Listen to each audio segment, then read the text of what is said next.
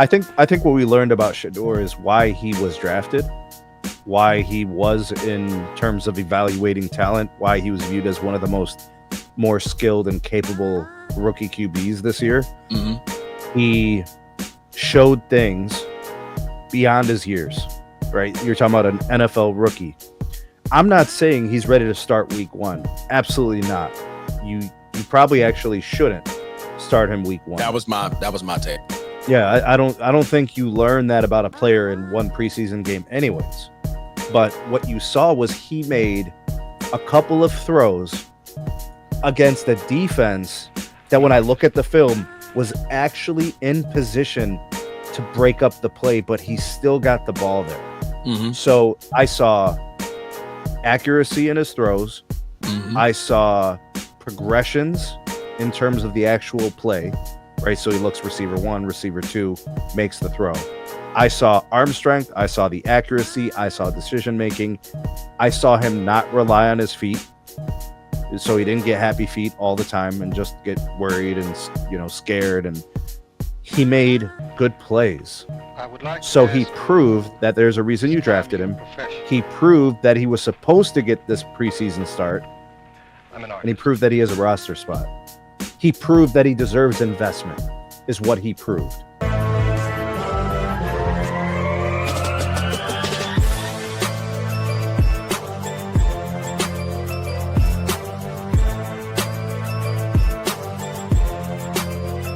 Oh, yeah. Welcome to the Format Podcast. We are live. Hear ye, hear ye. Hear ye, hear ye, hear ye, hear ye. My main man, Sneed, is in the building, man. How you doing, Sneed? How you doing? Bro, we still jamming. We got the tunes in the backdrop. Oh, but we got the instrumental, man. We got the instrumental flying, man. You know, we got to have that smooth beat production that my main man Bruce copped up to put on the show, man. So we're going to let that ride a little bit for the intro, man. Tell us how you like it. Give us your thoughts on it, or whether or not we should keep it. If you don't like it, man, we're going to scrap it. But I feel like it's fire, bro. That's a smooth intro to the format. We on the podcast, and I'm live with Sneed. He got what you need. Yes, sir. It was only a matter of time until you drop 16 bars on it, bro. It's only a matter of time before it turns into a full-blown freestyle at the beginning of the show. Bruce may like that. As long as I don't rap like the new school, I'm going to try to throw some old school bars up in there and see if he likes it. You know, Bruce is that bar type of guy. Yeah, all bars, man. All bars, all that substance that they talking about now, eliminated. We ain't with it, man. We ain't with it. All right, man. Shout out to the members of the show, man. We're going to get you guys the perfect shout out. We actually got a surprise for you guys coming up, and you should be receiving some very soon. So be on the lookout. I'm not going to spoil it, but I want you guys to be shocked when you get it. All right. But shout out Laker Nation, the #1 member of the show, the first member of the show. Shout out Laker Nation and the Be Ready Sports Podcast, man. If you guys want to check another show out on YouTube, be sure to check my main man out, man. Coach T is definitely getting it done over there. Shout out to Not That Serious. Why so serious? Why so serious? Not That Serious, man. Big shout out to Not That Serious. Baltimore Bruce, what's doing it, stupid? What's going on, dummy? What's clapback, stupid? What them crab legs hitting on, stupid?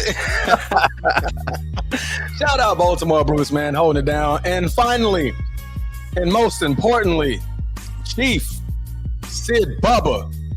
Shout out them boys from Annapolis, man, holding it down over there. Anchors away, my boys. Who y'all Navy? Go and beat Army every time. Bruce, you got to deal with this until December. You got about, what's this, August? So September, October, November. You got 4 months. You got 4 months, Bruce. So I know you're watching in, man.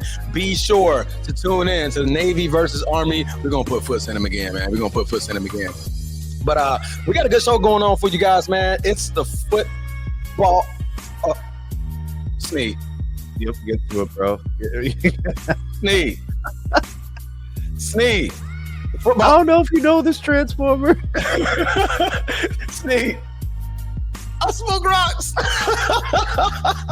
I got to scratch that football itch, man. We're going to be scratching a lot of football itch today, man. We're going to talk a little bit of Travis Hunter and him playing two ways. We got Shedeur Sanders, you know, the 5th round pick that so happened to drop into the draft and playing for the Cleveland Browns. He had his debut this past week. And then we're going to talk the number one pick in Cam Ward and how he has some chemistry with his number one receiver and Calvin Ridley over there in Tennessee, showing it down. Then we're going to talk about a little bit of Wembyama and the Spurs ramping up for what should be a playoff and maybe a championship run. We may see something going on this year, man. So shout out to that. We're going to talk a little bit of that. And we got a little quick hit that we're going to get with you guys. We're going to talk a little bit of NBA. There was a top 10 list in both East and Western Conference about the players. So we're going to discuss a little bit about that and get this show on the road. But before we do all of that, we know we got to show you guys and tell you guys what you guys should be doing. Hitting the like button, subscribing, liking the channel. If you digging the beat, then get on your feet. The transforming Sneed. It's Sunday morning, giving what you need. Boom. If you're watching here on YouTube, make sure you go ahead, click that subscribe, that like, that notification bell. Make sure you're kept up to date whenever we drop new content on the channel. If you want the audio-only version of the podcast, open up your audio podcast platform, hit the search bar, type in The Format Podcast. We should come right up. If you're enjoying the content, make sure you give us a like, leave us a 5-star review, and drop a comment. All that stuff helps us rise in the algorithm, helps us find more sports fans, helps more sports fans find us. Make sure you write it down, put it in your phone, make a note of it. The Format Podcast is live Sunday mornings at 10 a.m. Eastern. And finally, if you're really and truly enjoying the content we're delivering you, make sure you hit that join button. There's going to be exclusive content here just for you. You didn't think I forgot about you, didn't you? You, the one that's looking at the screen. I know you're looking at me. I'm looking at you. Hit that like button right here, man. Thumbs up. It does great things for us here at the show. We appreciate you guys for tuning in. If you're liking what you're seeing, not just the pretty face, not just Elvis Presley over here, all right? If you're liking what you're seeing, hit that subscribe button too, man. We appreciate it, man. It goes a long way. It helps us engage. Get it going, man. And get in the comments, man. We enjoy you guys' comments. We're going to highlight the comments. We'll let you guys join in on the show, speak what you guys got to say about our topics, man. We appreciate everything you guys do for us here at The Format. We're going to kick it off with Travis Hunter. Oh, man. The two-way player. The number 2 pick. He was the number 2 pick in the NFL draft. The Jacksonville Jaguars drafted the kid out of Colorado, the cornerback, the receiver, the want to play it both ways guy. Well, he had his debut just yesterday, and he had a solid little debut. I'm about to pick up the stats here. Bear with me, guys. I definitely had it on my screen, and then I took it off of my screen. He played. There we go. All right. He had 1 reception for, Jesus Christ. I looked at the wrong person. 2 receptions for 9 yards, and he also played some defensive snaps. I believe he played 8 defensive snaps and 11 offensive snaps. What was your take on Travis Hunter? Was you able to watch his gameplay? Yeah, so you got balance between his snaps. You've got, what was it, 8 and 11? 8 and 11, yep. Okay, so they're looking to see what he can and can't do within the construct of their roster, within their philosophy of their offense and defense. And they just want to kind of see what he can do for them. The thing about him playing 2 sides of the ball, you got to pick your spots if you're the coach. Like, the NFL is like, it's the most unique league in the world in terms of like the athletes. So to be a starting caliber player on both sides of the ball means you're probably going to end up hurting yourself on both sides of the ball. See that, like, there's the impacts, there's the injury risk, all that becomes increased. I think offensively, he can make an impact. You remember guys like Percy Harvin? Yes. I could see like something like that, some packages where he's like that. Traditional routes, he's got the speed, he's got all these great features. He's a football player, like an impactful football player. Yes. So the Jags are going to be tasked with, how do I get the most out of this guy in these situations, in these doses? Because I don't want him playing both, all the snaps on both sides. It's just not going to work. He's going to get injured. Yeah. You drive home a great point, and that was actually one of my points. Both sides of the field. Can he play it? Can he? Yes. Should he? No. If he does, it has to be sparingly. If I'm the Jacksonville Jaguars, who gets paid the most money? Flowing hair. Flowing hair, sunshine. He gets paid the most money. What haven't you seen out of flowing hair? He ain't throwing the ball well. He ain't throwing the ball well. All right. So if I need to help the guy I paid the most money out to, which is Trevor Lawrence, how can I help him get better? Give him elite weapons. Give him elite weapons. I got Brian Thomas Jr. Now I have Travis Hunter. Mm-hmm. That's where he should primarily be. And if you want to sprinkle in, if there's an injury, if there's a formation, if there's a package for him on defense, you can sprinkle him in on that side. But 3rd and 10, 3rd and 15, absolutely. 3rd and long situations. Absolutely. He's coming in. He's got fresh legs. He had a little bit of rest since his offensive snaps, and he's coming in on 3rd, 4th down if they're going for it, and he can apply that pressure and really be more impactful on defense. Playing both sides of football, this ain't Colorado no more. This ain't Jackson State no more. Those are kids 18, 19, 20 years old. Some of them got ambitions to make it to the league. Some of them just happy that they got a free scholarship. Somebody's got to play. These boys is gunning for a paycheck. These boys is gunning to feed their family. These boys are grown men from the ages of 22 all the way up to 35 years old. Full body. They're aiming to knock you out, take you out, make a name for themselves, get paid. That's it. That's what they're aiming to do. You going through that on both sides of the field all game, your risk of injury just skyrockets. You're only 185 pounds. I can't have it. I can't have it. We're looking at the Devontae Smiths, the smaller type of receivers that are playing. They're getting hurt just playing that side. Mm-hmm. And now you got to go from getting tackled, making routes, catching plays, wearing out your legs, wearing out your calves, wearing out the quads, wearing out your Achilles tendons and things like that. Now you got to go play defense, where now you have to apply a hit, mimic the routes that are being ran by elite guys. These ain't just no anybody's that's playing at TCU or whatever other college you're playing against.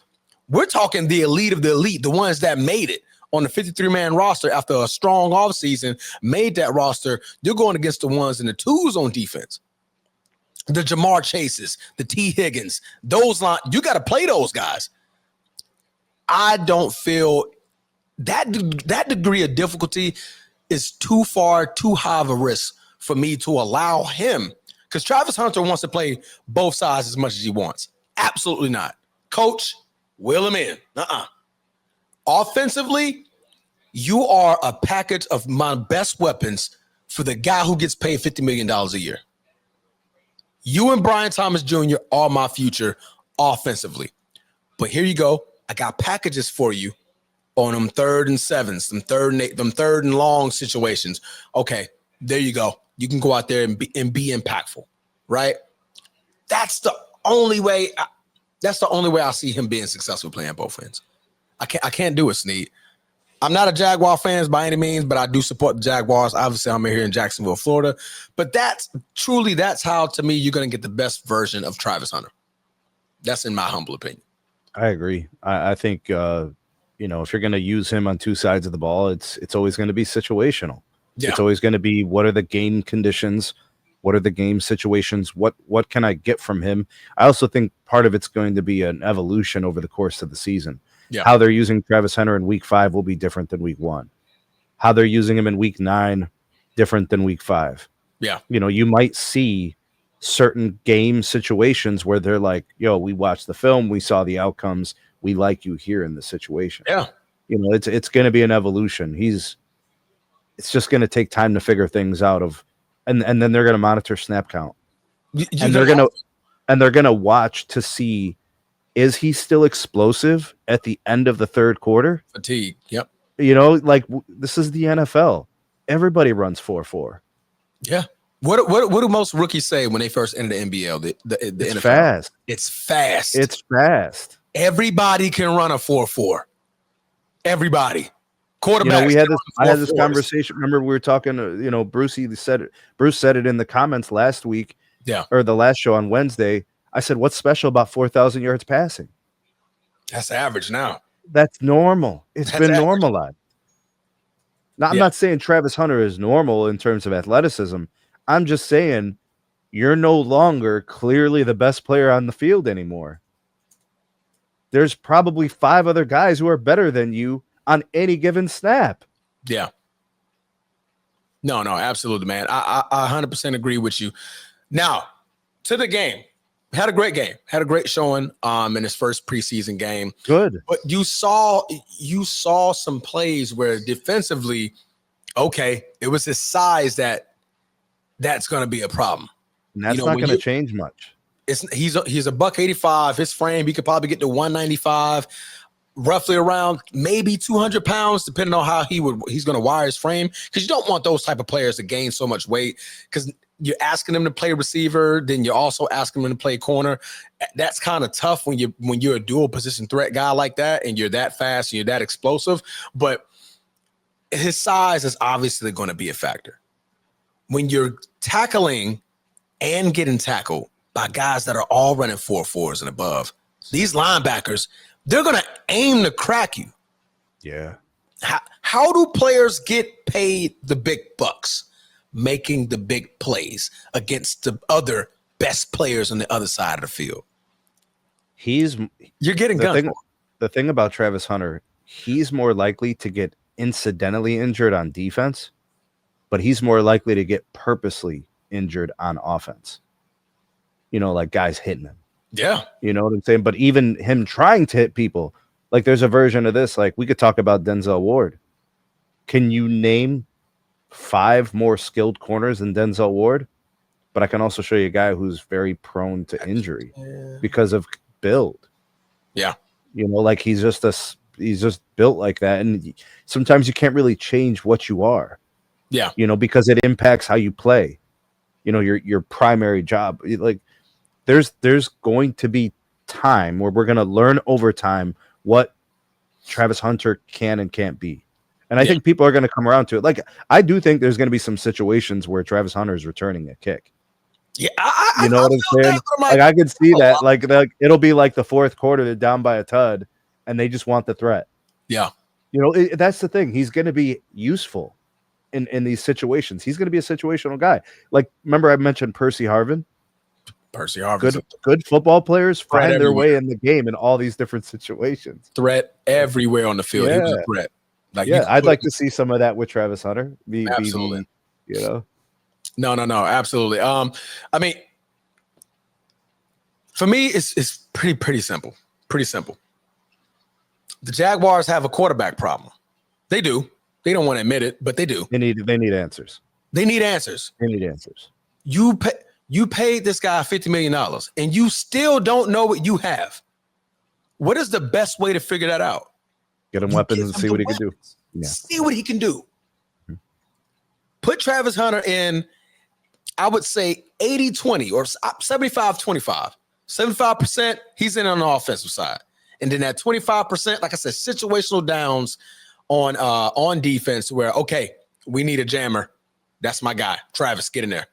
Right? Situational downs, right? You're fresh. You're not huffing and puffing. You're not back and forth all day. We're not doing what you did at Colorado, where you're playing it was like 80 snaps or something. Like, it was something ridiculous. I was like, golly, man, how? And Coach Prime have to give him the extra day off from practice. Like, he didn't have to practice the next day. He got an extra day. That's not happening in the NFL. You're not doing that. No, I'm sorry. That's not happening.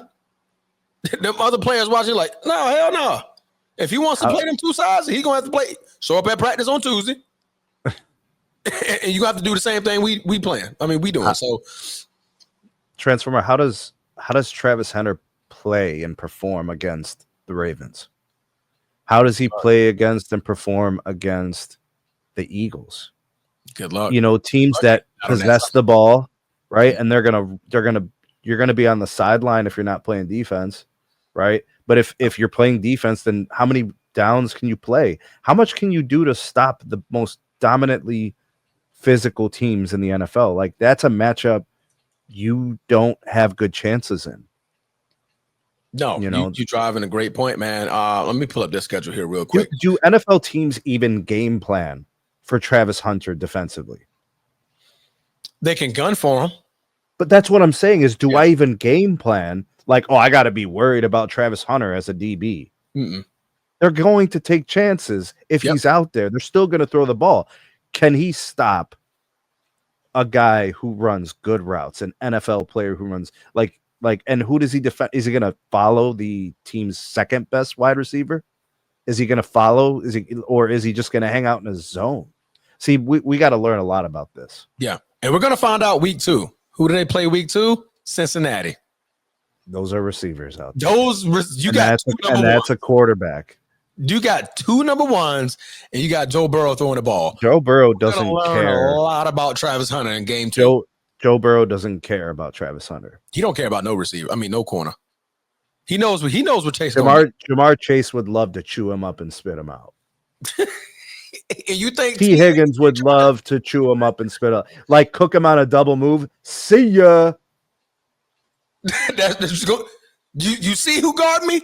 Boom, throw it, throw it my way. And we're not trying to disrespect Travis Hunter. Absolutely, this is the league. Yeah, guys get cooked. Absolutely, this is the league. Top 2. That was top 5 picks in the NFL. The players that are already there, they're trying to make it. Welcome to the NFL. Can he defend? Everybody's trying to have that moment. Can he defend Amon-Ra? Can he defend Jamar Chase? Can he defend Justin Jefferson? Can he defend the other team's number 2? Yeah. We're going to find out. We're going to find out. So that it's going to be interesting. I'm going to give a list of teams, and we can think of some receivers. So Carolina's game 1, not too much of a bad game there. That should be a good game there. But he got Cincinnati, like we said, week 2 in Cincinnati. Then after that, he goes to play Houston. After that, San Francisco. He may catch a break because their wide receivers are all banged up or either injured or don't know what the case is going to be. Brandon Ayuk or not Pascal Siakam. What's that? It's Pascal, right? Is it Pascal? The kid out of Florida. The receiver out of Florida. But then you go to Kansas City. Now we're talking elite quarterback. Patrick Mahomes, along with his weapons. Because more than likely, this is week 5. So what's his name that's going to be on suspension can likely be back. But you still got the kid from Texas last year, the rookie from last year. And you guys got guys like Travis Kelce. How are you going to game plan that? Because on the other side, you're playing receiver. You got Spagnuolo on defense. That's the defensive coordinator that you're playing against. He's coming. Mm-hmm. He's going to test you. Brian Thomas Jr. is going to draw the number 1 corner. So thankfully, that's going to happen. How many targets? The number 1. How many targets a game was Travis Hunter getting in Colorado? Ooh, I would say 14, at least 14. He ain't gonna get that. He ain't gonna get that in the league because he was number 1. Right, he's not gonna get that in the league. And is he gonna be able to internalize that he's not gonna get that much targets? Is he gonna internalize the fact that there's gonna be a legitimate safety and corner that's kind of on his side of the field? Yeah. Is he going to be able to internalize that if the ball gets thrown as he's going across the middle, that a linebacker could deflect it no matter how good a route he runs or no matter how fast he is? And he's going to see defensive schemes that are complex. Yeah. That he's going to wonder why he's not getting the ball, but the quarterback can't throw it because there's risk. And if Trevor Lawrence does throw it and throws picks, Travis Hunter is going to have to also reconcile that maybe he's not that great. Yeah. And now you're learning about your quarterback. You're learning. Because if I'm elite on who was throwing him the ball, bro? Who was throwing him the ball in college? Shedeur. And he was accurate. Very. Which makes Travis Hunter look pretty good, right? He was throwing the ball. It was 70% completion percentage. Like the shit was high. It was extremely high. All Shedeur just had to throw it in his vicinity. I could think of 20 things, Transformer, that is going to be new to Travis Hunter. Yeah. It's going to be a culture shift. It's like and we're going to learn a lot in the first half of the season. I'm just going to say that. Because you got Cincinnati, you got Kansas City, and you got Los Angeles. Devontae Adams, Puka Nacua.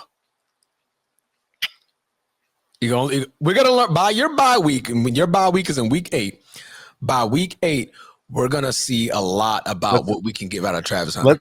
Let's give him some truth serum and be like, hey, what do you think about the NFL quarterbacks we play? Pretty good. They throw the damn ball like I didn't think they could do that. That was a tight window. How did he get it there?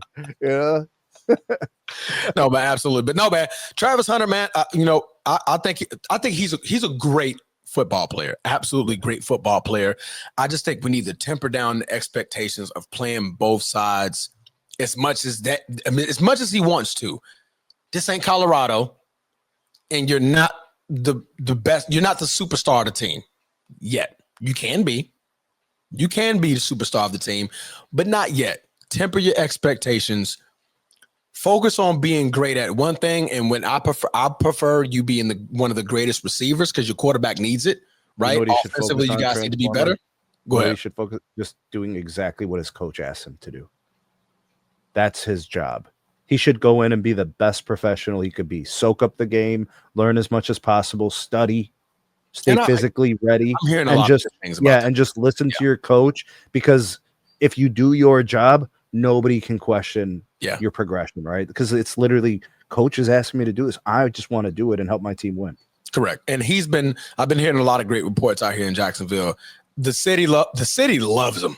He's very likable, bro. He's a likable kid. Yeah. Loves him. They love him. Coaches say nothing but great things about him, his work ethic, his film study, everything about him. He's trying to learn. So and that is going to show in his gameplay, but you're gonna have to experience it first. Like them first 4 or 5 games where he's just getting in tune with it. And this is gonna be a coach and learning coach. You gotta think this coach just got here. Like he spent his time in Tampa. So he's in Jacksonville, so he has to learn Trevor Lawrence. He has to learn Travis Hunter. He has to learn Brian Thomas Jr. He has to learn Travis Etienne. It's going to be a bit of a learning curve, but we're going to see what we can get up out of you. And I suggest, like I said, figure out what you got in Trevor Lawrence first. That's your number one problem. Figure out Trevor Lawrence.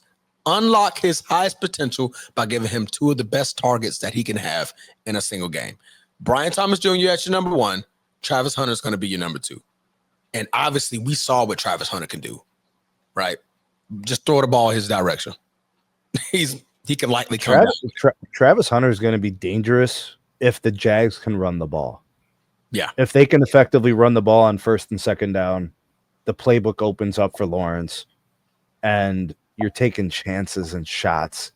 You know, you get to use Hunter in a way that's really dangerous and presents a lot of problems for the defense. Yeah. No, absolutely, man. I think kid's going to be great. I can't wait.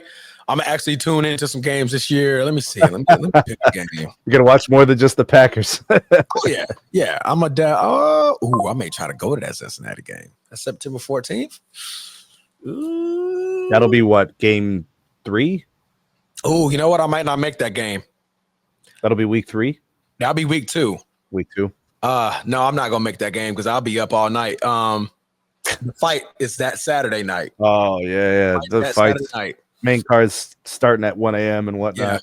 Yeah. Canelo Crawford was going to be the night before. So huge. More than likely not going to make that game. Yeah, that game is a 1 o'clock too. So I got to be out there by like. Ain't going to be able to do it. What's on it?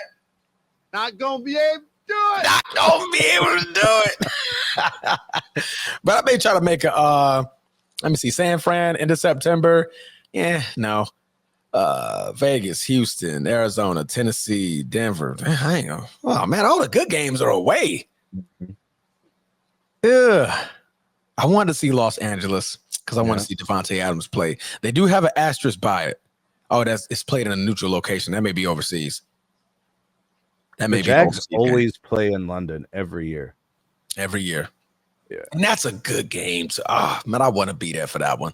That's going to be a good one. Who knows, man? I might try to find my way overseas to watch the Jags play the Rams, man. Might be a good game. A little vacation time. But anyway, we're going to move on over to your guy.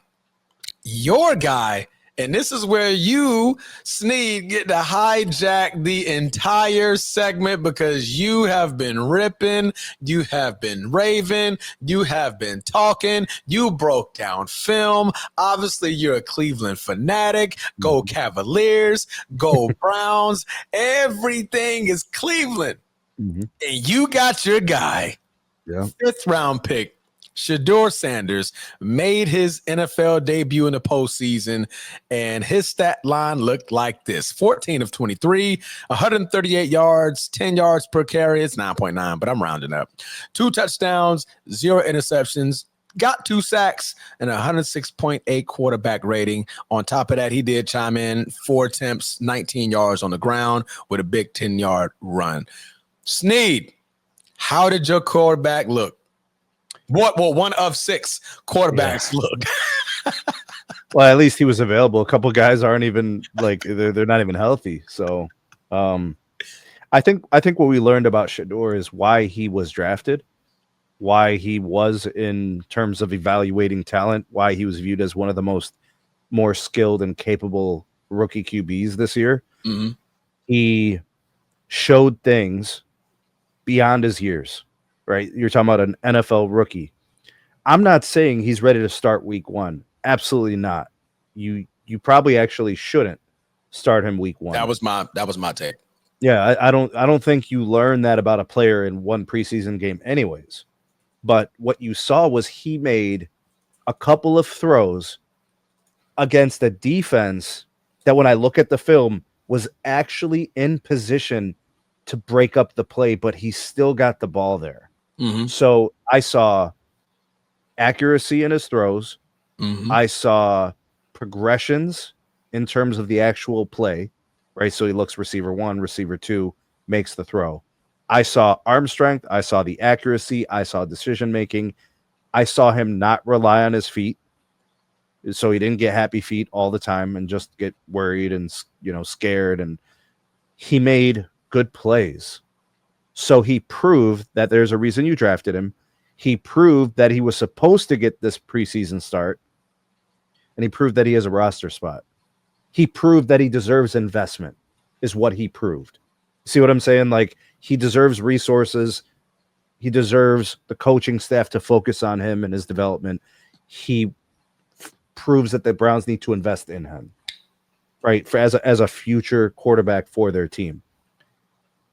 I saw enough to warrant another start in the preseason. Agreed. So the next game he should start. He should play the entire first half, and he should open the third quarter. Agreed. Whatever you do from there is fine, but you need to keep that same blueprint. He needs snaps. He needs to see different defenses. You got to see what he does against zones. You got to see what he does against man. You got to see what he does when these teams actually start playing their ones on some of these drives. You have to see. And you have to let him play with his ones. Yeah. You have to like he threw that points. Yeah, go ahead. He threw that ball down the sideline to that. I don't even know who the guy was, bro. Number 37 or whatever. That's not a guy who's high on the depth chart.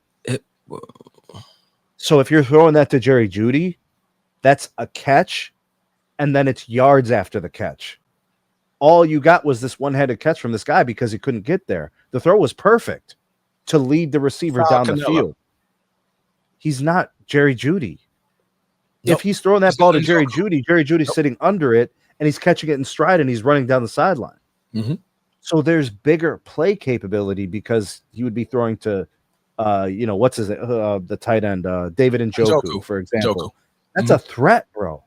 Like, nothing wrong with Davis. Davis is a nice player, the guy who caught the 2 TDs, but he's not the one. You know what I'm saying? Mm-hmm.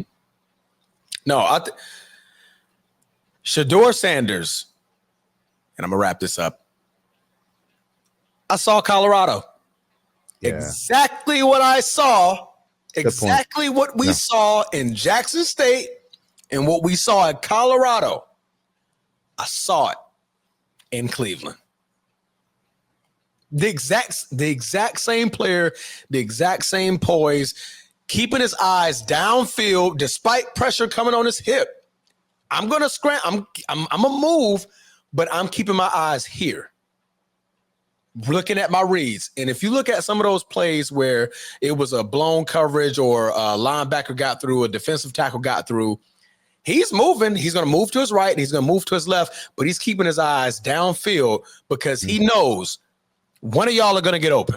Mm-hmm. And my job is not to scramble. I'm not this elite runner. I'm not super fast. I'm not a Lamar Jackson. I'm not a Jalen Hurts. I'm not none of those. I'm a decent runner. I think he runs like a 4.6, 4.7 or something like that. But everybody runs that. Everybody runs that. So I'm not going to outrun this 4.4 linebacker that's on my hip. Nope. But if I'm keeping my eyes downfield, I got to trust the process, and I'm looking. I'm observing. He got himself into trouble a couple of times. Yeah, when he was trying that happened. Trying to scramble, make that play. I believe it was 39. What was it? The 39 drive where it was like there was a pressure. There was a 4th and 1. There was a 4th and 1 where if he continues trying to scramble, that's a strip sack.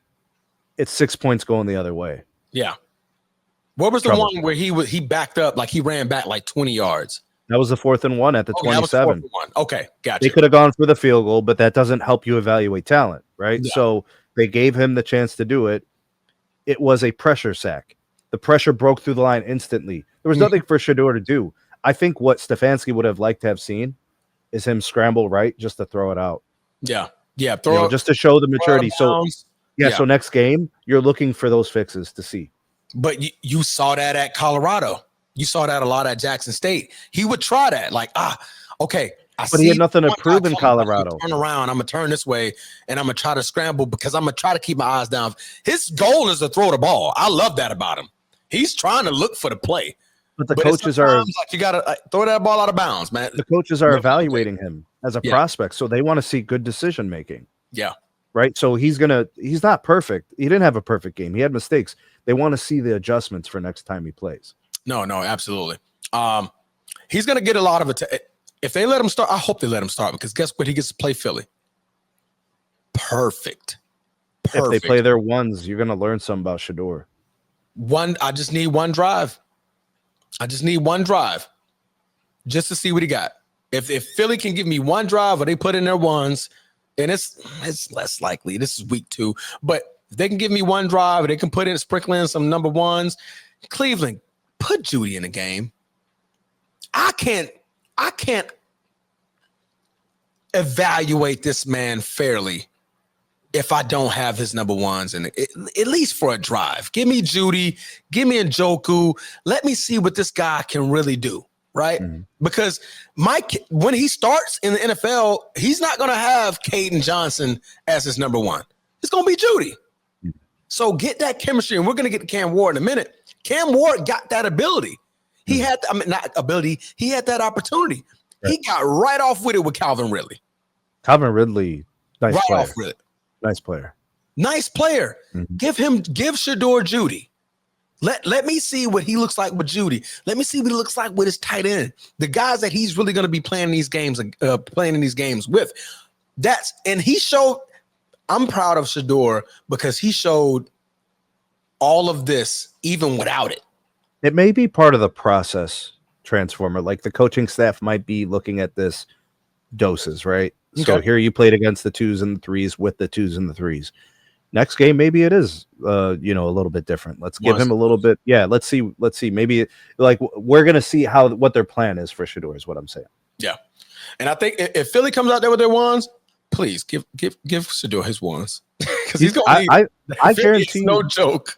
I guarantee you, Stefanski is in contact with the coach of the Eagles, and he's like, "Hey, play ones. What are you guys up to? Let me know because I kind of want to see what I got in this kid." Yeah, And then the hype is real now because we've all seen it. We're like, duh, y'all let this kid drop to the 5th. So you got all this hype. The hype train is very, very real. It's very, very surreal on Shedeur Sanders.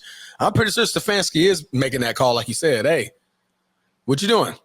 Because I'm trying to see something now. I'm trying to see why my GM went to go grab this kid. You know what I mean? Like, because I thought we had Dylan Gabriel. I thought that was our future. Obviously, I might be wrong. Could be. You don't know. Yeah, you don't know. So no, I'm extremely, extremely proud of the kid, man. Obviously, he's living up to the name. Like I said, we saw exactly what we saw at Colorado. And I like what New Juru, I believe that's your name in the comments. I like what he said earlier. Slow start, but getting that rhythm, poised, accurate, keeping his eyes downfield, and he was in them end zone passes. They were between 2 and 3 defenders both times. he's showing that he has that power to get it there, and it's accurate. So if you're accurate, you can beat man, obviously, right? If you're accurate, you can cook zones. Absolutely. It's just timing. You're just waiting for the wide receiver to break across the one zone that they're currently in, and then you're throwing them through in between the two zones. Exactly. And then the touch, the touch throw from the sideline, you showed that he has touch. That was right over the corner. I'm telling you, if that's Jerry Jeudy, that's going down the field for more. Exactly. Right. So kid was making some very, very great plays. Like I said, I'm just proud to see it. I'm happy to see it. Everybody in the world was seeing it, was tweeting about it. The first throw, because first throw was crazy. I'm like, damn. It was 1, 2, 3, and my man Caden was right there. Boy, that was good. Thank you. So obviously, man, I'm definitely hyped to see what it's going to be like with his ones in there, man. So hopefully we get to see it. On to I almost forgot what I was going to say. On to Cam Ward. Are you ready to move on to Cam Ward? Sure. Because I feel like this is your guy. I'm letting you have this moment. Hey, all I know is that he has the most potential on this roster. He's the highest upside player on the Browns roster. That's all. Upside. Talking upside. Yeah. Right. So I'm ready. I think, what would you say? The juice is worth the squeeze? The juice is worth the squeeze. The juice is worth the squeeze. The juice is worth the squeeze, man. But yeah, man, Shedeur, we're proud of you, man. Keep going. Hopefully we get to see you played against the ones. By the way, his celebration is money, bro. The yes, sir. Yes, sir. That boy good, bro. Cleveland quarterback somehow know how to get celebration. You got the money man's like the money joint. You got around here with the flex. Now you got to play on Sundays though. You got to play on Sundays. You got to make the plays. You got to make the play, and I'm pretty positive that he will. I'm pretty positive that he will. His mentorship from Tom Brady. Obviously Tom Brady wasn't the fastest, but he was great at what he does, staying in the pocket. And I saw a lot of that from Shedeur. He stayed in the pocket. So that play down the sideline, he stepped away from the pressure. The pocket moved a little bit. Mm-hmm. He stood in there, looked down the field, put threw the touch on it. It was wonderful. It was through a dart, and he kept his eyes. All he did was rotate his hips. It's not hard to see. But he's still looking. It's not hard to see an NFL player when they're looking down the field. Their head is up. Yeah. You see what I'm saying? When a player is running for their life and scrambling, it's down. The crown of their helmet is down. You can see it. It's easy to see. How tall is Shedeur? Shedeur is what, 6'2"? Yeah, something like that. Because he's not that tall, so it's obviously no. He's a regular size quarterback. 6'1". He's just a regular guy. Yep, 6'1". Yeah, Shiloh 6 foot. That's what it was. Dylan Gabriel is 5'11", so obviously 2 inches shorter. And Cam Ward, who we're about to get into a second, is just only an inch taller than him. So no, man. Thank you, Jeffrey Champion. He's 6'1". He's listening. So where is he going to make his best plays? Just to the side, off the edge of the pocket. He's just going to do this little roll thing. He's just going to do this little step aside thing, and he's going to see the field exactly how it is. Yeah.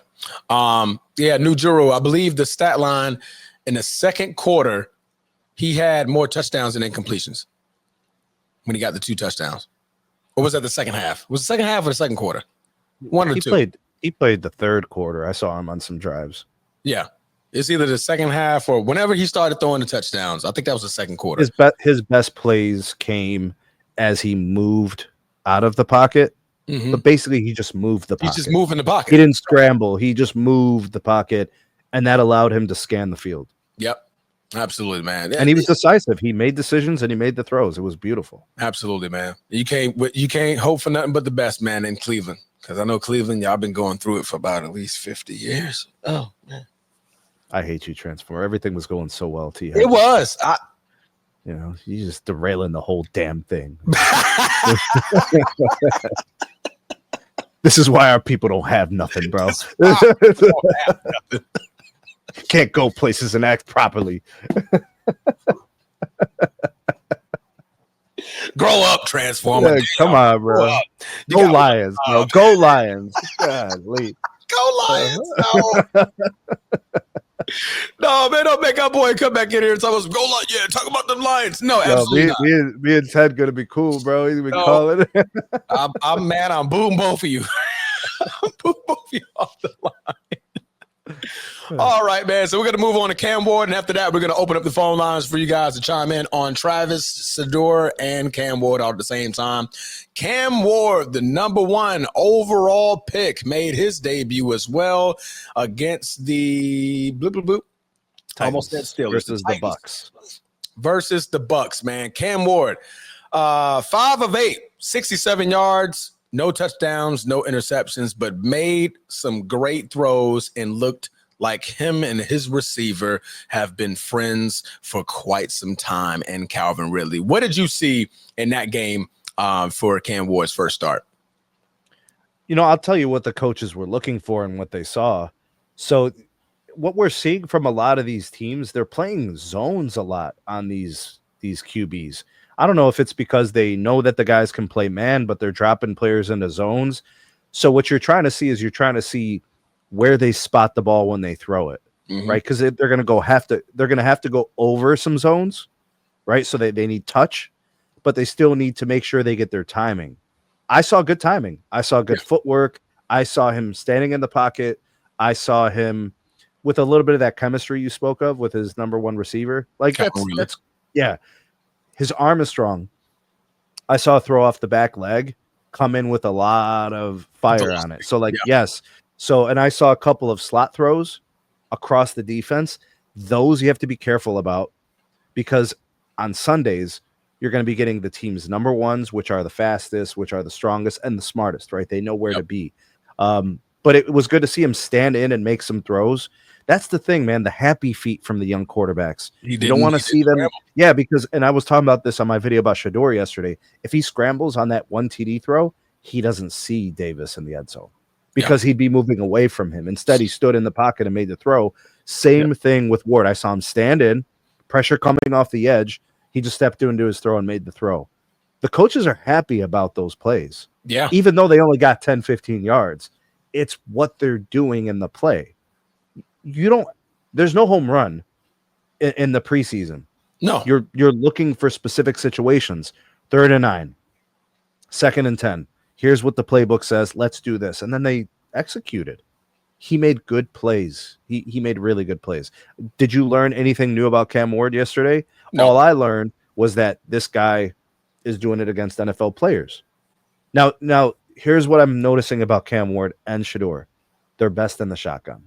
Yeah, I didn't. Yeah. So if we're looking at the next progression of what these guys could do, could they do sometimes you got to go under center. Yeah. Sometimes you got to go under center. And then for Shedeur, I noticed his play action fake, his head was up and it was turned. So nobody's going to buy that, right? Now the defense knows what you're doing, right? So some of those subtle things, I saw some of that with Cam Ward too, meaning, there could have been, there were a couple of chances at some picks.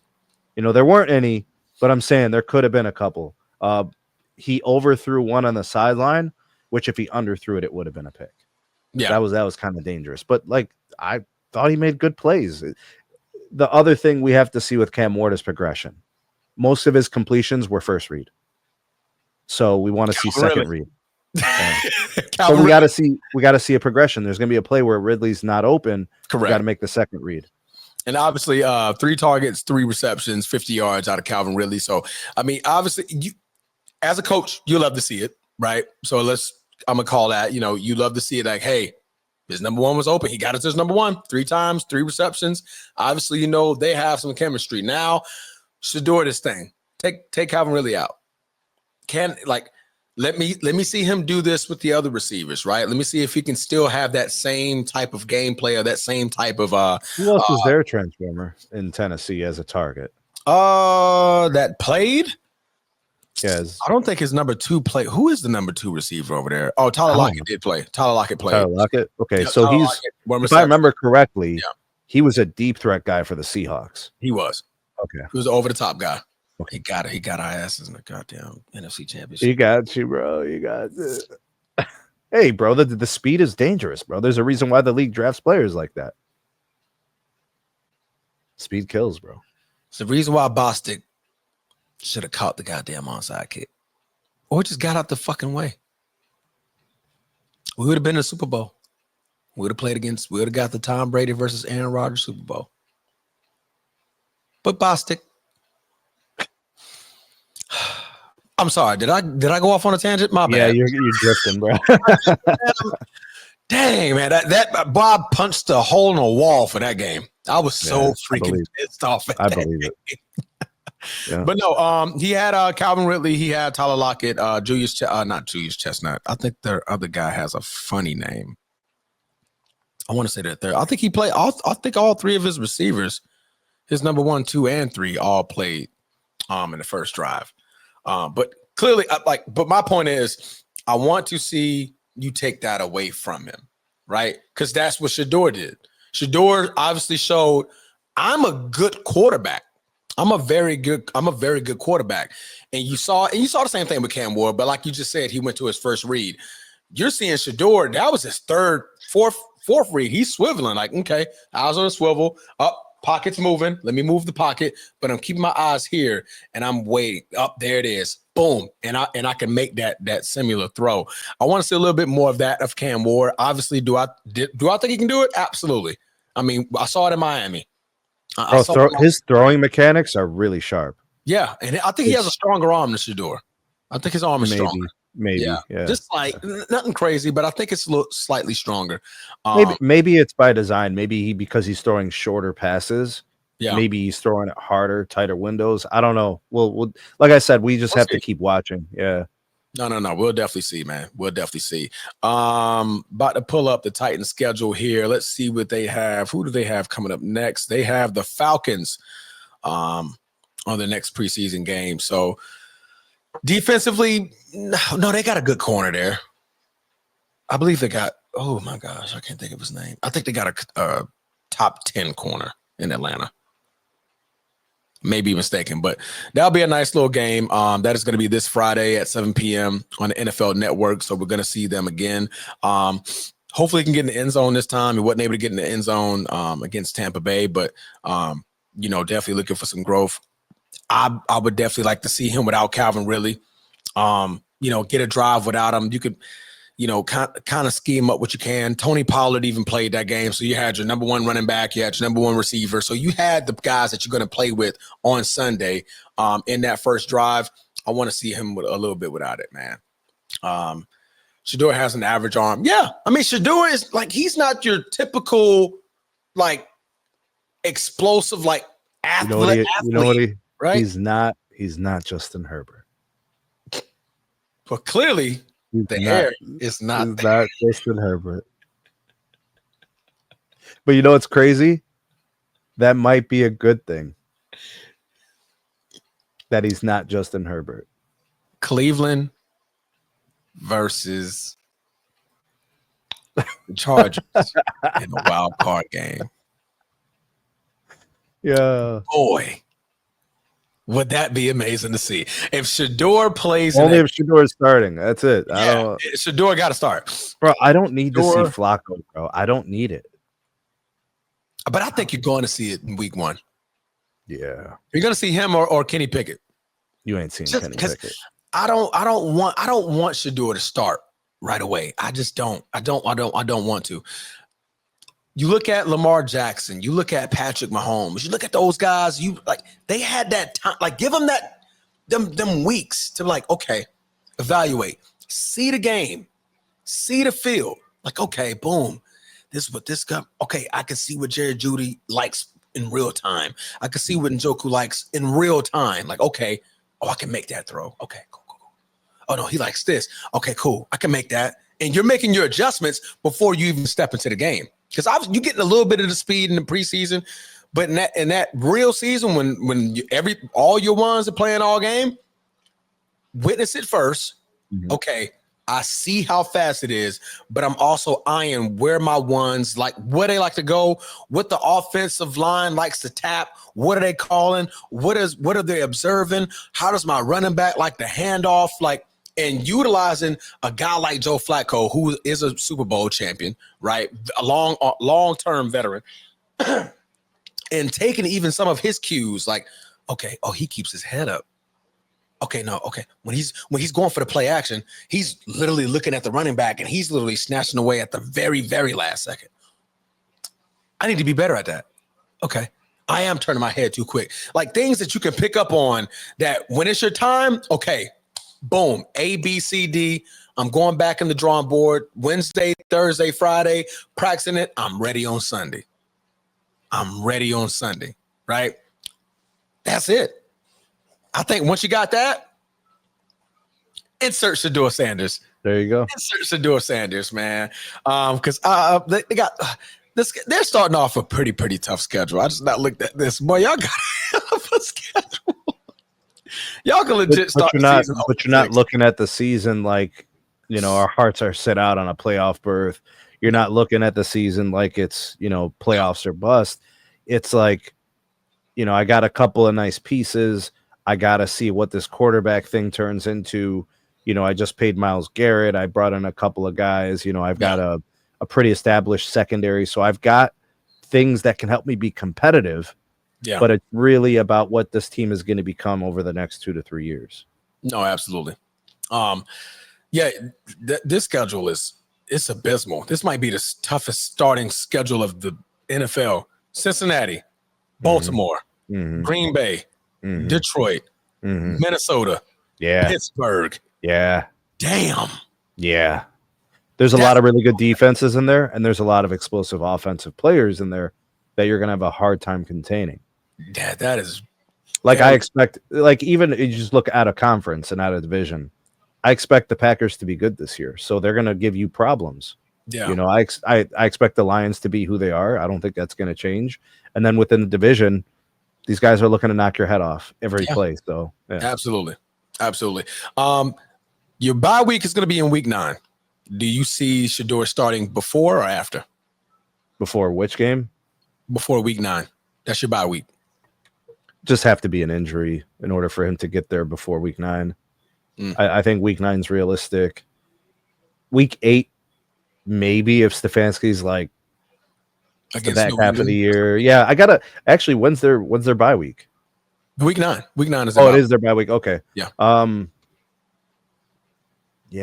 Yeah. I mean, I think ideally that's what they'd want to see. Get him in after the bye week. It's an extra week. He gets reps. And, who knows? Maybe there's blowouts in there. Yeah. And he gets a couple of random fourth quarter, couple of drives here and there. And you just get him some NFL full speed reps. No, absolutely. I definitely see it. After the bye week, your first game is against the Jets. Then you run into Baltimore. Then, Vegas, San Francisco, Tennessee. Tennessee, you definitely want him starting. That's Cam Ward. I want to see that. That's going to be a great game to watch. December 7th, Cam Ward, Shedeur Sanders, the number 1 overall pick versus the number, 145th, 147? Yeah, something like that. 30. Yeah. 130, 140, somewhere around in the down under.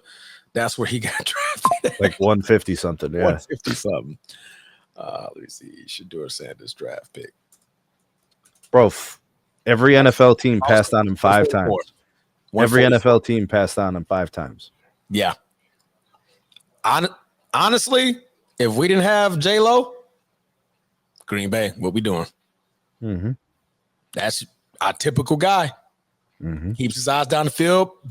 We like accurate quarterbacks. That's him. He's not going to kill you with his legs, but if he gets out of that pocket, he can go make a play. He can get you 7, 8, 10 yards. If he can break something open, I would have liked it. But we got J-Lo, and we just paid him a hefty salary. He's there to stay, bro. That's the answer. That's our third pick. So, our third back-to-back Hall of Fame protege quarterback. All right. But what we're going to do, man, we're going to sit here. We're going to open up the phone lines for you guys. We're going to allow you guys to chime in. Let us know. Not open up the phone lines, but we're going to open up the link to you guys. Come in, comment. We're going to talk Shedeur, Travis Hunter, and Cam Ward. So whichever quarterback you would like to discuss, please feel free to join the channel. Here is the link up in the comments. And boom, you guys have it. So come in. We'll give you guys a couple of minutes to talk about what you guys thought of Travis Hunter in Jacksonville, his start, Shedeur Sanders, his start in Cleveland, and Cam Ward and his start in Tennessee. Who had the better performance out of all three? That's a good question. I want y'all to answer that. Yeah. I think who was afforded the most play, right? Who was I mean, that's where what it boiled down to. But if you could highlight the Joe Blacko comment from the live chat. Eli Manning. Let me say something about that real quick. Eli Manning won 2 Super Bowls. Do you really want to start comparing a rookie quarterback who literally played one half of football to Eli? Like, is that really what you want to do? A multiple Super Bowl champ to a rookie who played one half of preseason football? I don't want to make anything like that. I mean, if he could be an Eli Manning for you, Cleveland will love it. Are we maybe Joe Blacko is speaking stylistically? Nah, it couldn't be. I don't like. That's what I'm trying to say. Is do we really want to, peg him in there? Oh, got you. Okay. Highlight it. He says, "Son of a great player, extremely technical, clutch in the big situations." Okay, we'll see. We'll see. Yeah. Clutch in big situations. That's college. Yep.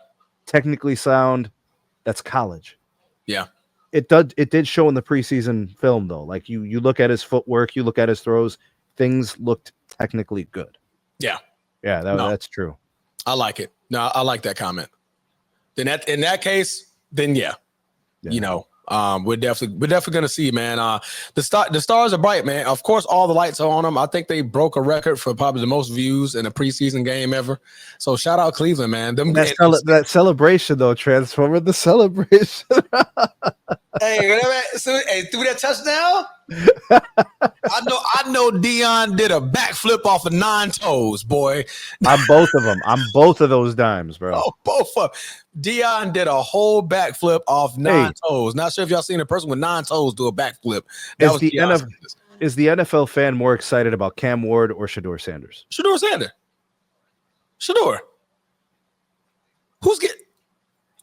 Why is that a question? I don't even know how that man has been getting more exposure than Cam Ward by a mile. Folks forgot what time Cam Ward played. Sometimes I feel like the player that Shedeur is definitely the better sort of villainized is like just bad press, good press. It's press, right? Like it's just it's just buzz. Shedeur's buzzworthy. Yeah, he has stardom like energy in him. You know what I mean? Like so, yeah, better story. I agree. I mean, he gives you that. It's not as Dion flashy or cocky, but it's like it's just enough. Like I got just enough of my dad to be like, hey, man, people hated Dion as a player when he played. There was venom for Dion. They're like, oh, I'm sick of this guy. He's high stepping from the 30. He's running backwards. The man before the draft, at the draft, was in gold chains, Jerry curl, sat back. This is what you get, baby. This is what you get. Yeah, they hated him then. I think part of it also, like, he was playing 2 sports, right? So like he was showing people what you are not supposed to be able to do, but he's doing it. I'm him. Yeah. I wanted to show you I'm him, and y'all about to find out. And when it comes time, pay me on time. Mm-hmm. It's going to be worthy of it. Let's welcome into the comment section. Stop changing your name, Brucey. Brucey, man, what's going on, brother? I know you've been wanting to talk to Shedeur all game. Hold on, man. Hold on. Hey, man. You got to switch your name up, man. You can't keep your name the same, man. But that confuses me. You already know what is a weird name is me. Stop the bull crap, man. What you got, bro? What you got? Hey, man, Travis, first of all, Travis Hunter, I'm going to say this about the young man. The young man will do things in the NFL that we have never seen before to levels. I truly believe, I'm going to call it verbatim, offensive play, rookie of the year, defensive rookie of the year. He is going to. The kid is an alien. I think Jacksonville will be better than what people think they are. I think Trevor Lawrence gonna have a better year than what people think they're gonna have. That's a lot of expectations. They got to kick it. And listen, if anytime you got to kick it and make 70-yard field goals, bro, you won't be in every game. You know that kicker? What's his name? Jacksonville kicker. Little. I think it's Little. He made a 70-yarder. I saw it. They said he could have made it for like 72 or 73. Bro, we're talking about the kicker, bro. We're having this conversation about the kicker right now, Brucey. I'm just saying, bro. I say anytime a team have a kicker that can hit 70-yard field goals, they're going to be they never out of game. But I truly believe Travis Hunter going to have a great year, though. It's going to be I can't wait, man. I'm just excited to see But what's a great year, though? You know what I'm saying? Like, what do you think is going to happen that's going to indicate this could have a great year? Let's say 60 catches, 890 yards, 10 tubs. 10 tubs? 10 TDs on offense. Wow. That's a lot. That's a lot. I would say 6. That means they're basically targeting him in the red zone. They're going to get 10. Yeah, they're going to be touching. Brian Thomas is a bigger receiver. He should be getting that. He didn't pick that guy number 2 for nothing, bro. They're going to work him. Okay. Yo, Travis Hunter is a different animal, bro. This is something different we never seen. He showed it at Colorado, bro. Only concerns I have, he's not no chump. He'll hit something now. You see what he did at the Gold in one of those games last year. He cracked the guy at the last second and he fumbled him. He'll tackle now. He's a tackler. That's the only thing. His tackle technique is good. I think he's something different. As far as his defensive stats, let's say he can play in corner. He ain't gonna have that many tackles. Let's say 5 ENTs. About 12, 13, 14 passes defensed. Dude, he got high expectations for this kid, bro. Boy. Yeah. Hey, man, listen. This is my prediction. You don't have to, you ain't got to hit. No, there's nothing wrong with your predictions. It actually matches your belief in him as a player. So I understand what you're doing. I'm just saying it's lofty. I just think you're now the receiver, like 60 catches, 800 yards. I like that. Yeah. I like that. 10 tubs. Really, 10 tubs is a lot, bro. That's a lot. 10 tubs is a lot. It's gonna be. You got Brian Thomas over there. But true. He gonna get a lot of touchdowns in the red zone for the jump ball. Ain't nobody checking Shorty and that and on the. He's one of those guys. He's like I'm not saying he's a Randy Moss or Megatron, but he's one of those guys where you go put it up and he gonna get it. He gonna out jump the next guy. Yeah, I mean he's a great catcher. Eyes on the ball. Yes, very very crafty catcher. I mean we shall see. Honestly, I mean we shall see.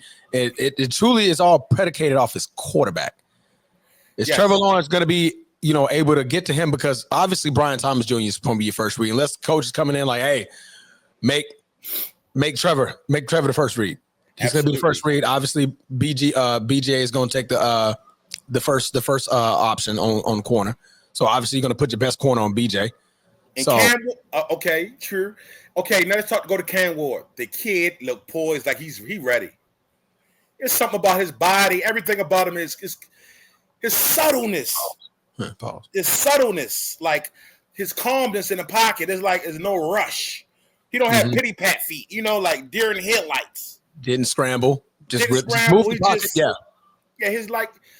Who could I put an example?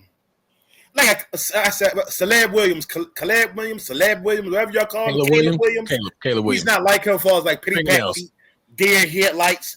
Like the moment is too big for him. When the rush come, he can't see. Cam got that body where he can stand it and take a hit and still deliver the throw. Tennessee got them a stud. They will be better than what they was last year. Man, we will see, man. Now I like that Cam Ward. He found chemistry with his receiver right off the bat. Him and Calvin really look like they've been playing. Like that drive, it looked like they've been playing for years together. Yes, it was calm to me. Everything about him and Shedeur, the total opposite. He's more reserved, more introverted. Shedeur is a more extroverted. So as far as Shedeur, now the big topic, the big subject. This kid, I will say this right now, and you might smack me in my head, Transformer, for saying this. If Shedeur wins the job, which is possible. which is very possible. Just like years ago when they thought Matt Flynn was going to win a job in Seattle, and Russell Wilson showed out in Seattle in the Seahawks and balled out in the preseason. If Shedeur gets the starting job, they will come out the AFC North as they will make the playoff as the 7th seed. I got them because listen, let me talk to you. Cleveland is for years, bro. That's not act like it is. Cleveland is loaded, bro, offensively and defensively. It's like they always been void of a quarterback. Always.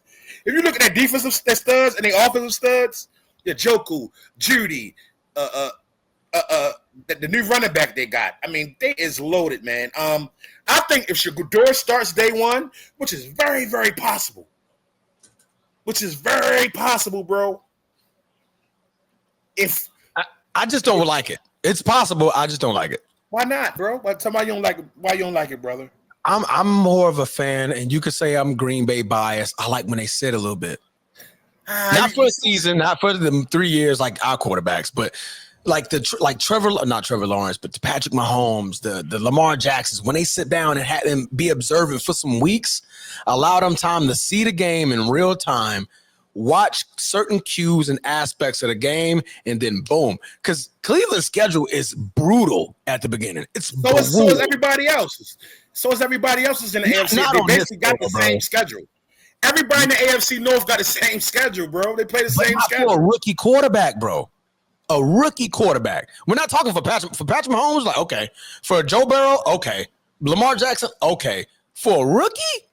But that last name, that's Sanders' name. It's something about that Sanders' name. Now, Steve and Bruce, they call me Sanders. Call me Sanders Glazer, and I twerk for the Sanders family, and they say all this stuff. And yes, I truly believe if Shedeur Sanders start the first game, if he start, Cleveland will win 10 games and get in playoffs because they got the talent on both sides of the ball. They might start 0-6, Bruce. They not starting 0-6. Not with that defense that they got, man. Not with that defense they got. Cleveland has been tough for the past 5 years. They just can't get their offense has been shaky. Injury prone with Nick Chubb, and they just can't. What about the 1 year when Flacco took them to the divisional? With Flacco. Okay, and y'all keep talking about he's young. Well, Flacco started his first rookie year. Ben Roethlisberger started his rookie year. And look what they did. AFC Championship, both of them. Okay, but are the weapons comparable to what Ben Roethlisberger had and what Joe Flacco had when they got in the league? Man, let me see something. Is Jared Judy like that? Jared Judy and Joko, yes.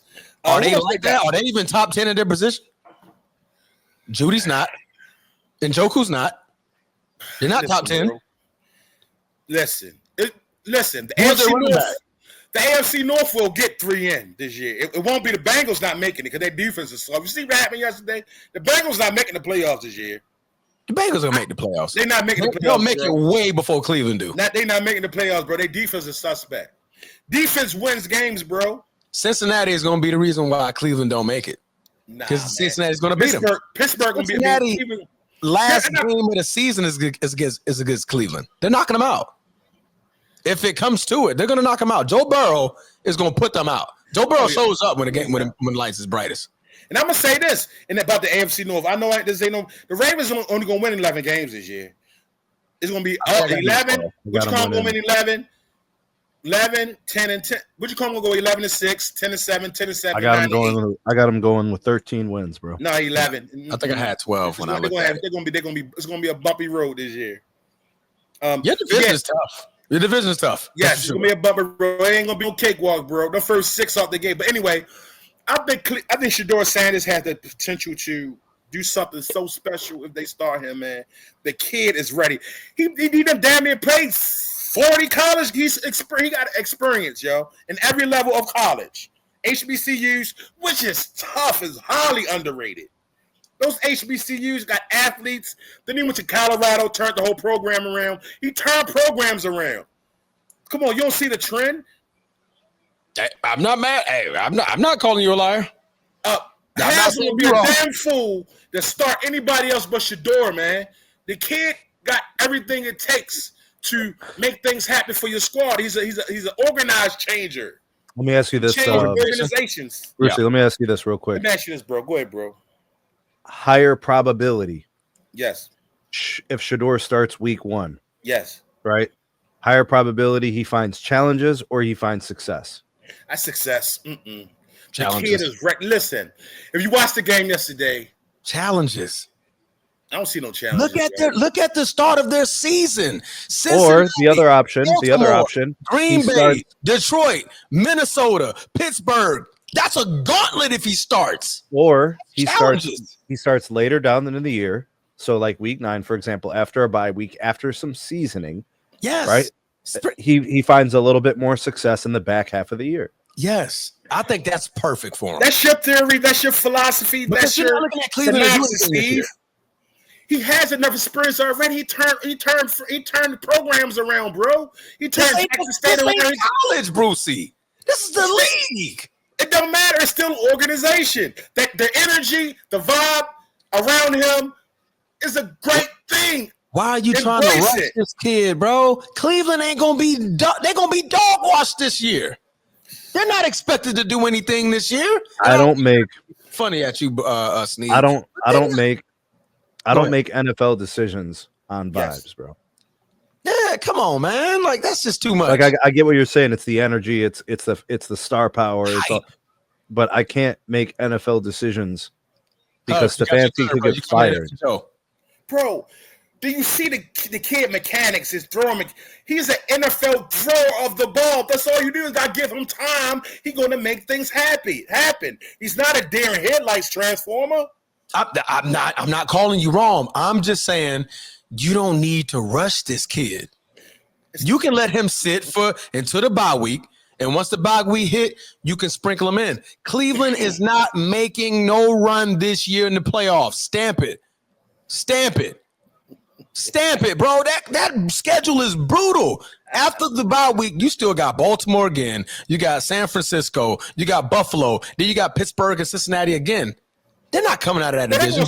But I think always split. Cleveland, listen, no matter the season, Cleveland always beat us once. It's been happening for the whole decade. They're going to get one off on us now. Okay, one off. You're going to get one. That's still 5. Man. That's 1-5. That's 1-5. So you don't have no faith if Shedeur start that he can make a Cleveland a viable contender in AFC. I think Shedeur, if he starts the beginning of the season, it's gonna be slow. It's gonna be slow. It's gonna be very, very bumpy. You're throwing them right into the wolves. I mean, you're throwing them right into the wolves. And again, like I said, because they could start off 0-6. They could legit start 0-6. So can the Ravens? We started off 0-2 last year. Not with the MVP, not with that defense of your secondary with Jai Alexander and all them boys. Stop it, Brucey. That's Baltimore. That's the Ravens. I'm a realist, man. Listen. Derrick Henry? I'm a realist. Y'all keep talking about we going to go Derrick Henry? I'm sorry, yo. I'm sorry. I'm sorry. I'm ready to say this, 12. Man. Raven Nation get ready to smack the hell out of me. If they start Shedeur, I'm jumping on the bandwagon, bro. That's you, but I'm gonna let you go, man. I got Joe Jones. Somebody else go get their thing off. Go ahead, brother. Yeah, pause. Whoa, man. Yeah, go ahead. I'm gonna let you leave on that one. Nobody, Joe, you're not getting nothing off, bro. So before I welcome you to the stage, Joe, I'm gonna need you to get yourself together. Don't even think about it. Don't even think about it. All right, man. Let's welcome Joe to the show, man. How you doing, Joe? What up? What's up, guys? I'm glad I found y'all's channel. What's going on? Hey, we appreciate it, man. How you doing?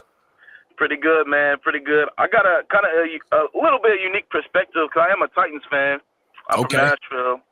So I did watch Cam Ward. He only got 2 drives and all that. But he did good. I like Cam. I like his mentality.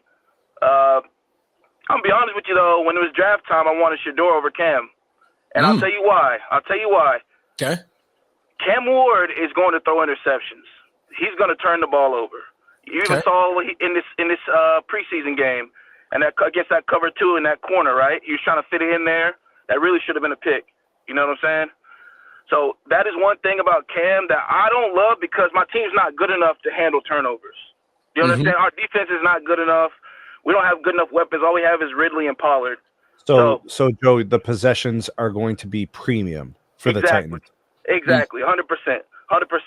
And that's the reason why I really like Shedeur, because, and this is a rare thing, when he was at Colorado, he had a lot of pressure. He got sacked a lot. Obviously, that's his number one thing he's got to work on is the sacks. And last preseason, he got sacked twice, right? He got sacked on that safety blitz, and then he kind of did a scramble. I think he's a lot quicker than I remember him, like in college. So I think he's been working on that. But with all the pressure that Shedeur got with the rebuilding Colorado team, I think he only threw 3 picks his junior year. Yeah. I mean, 27 touchdowns and 3 picks. So that's what, when I say pro ready, that's what it takes to me. It's being able to handle pressure and take care of the football. And he's also going to throw touchdowns, right? People act like, he's not dynamic with his arm. We saw what he did, right? In the red zone. That's the hardest place to throw the ball. You know what I'm saying? And it was double, triple coverage. There you go. That pinpoint accuracy. Yeah. They were playing on those plays. They were playing zones. So, you've got a very, very tight window. These guys are reaching, deflecting. They're 100%. Sitting in. And if you look at the play action fake, nobody bought it. His head was already turned before he even faked the handoff. So they were like, this is what it is. They sat and waited. Yeah. Yeah. He's got stuff to work on. I'm not saying he doesn't.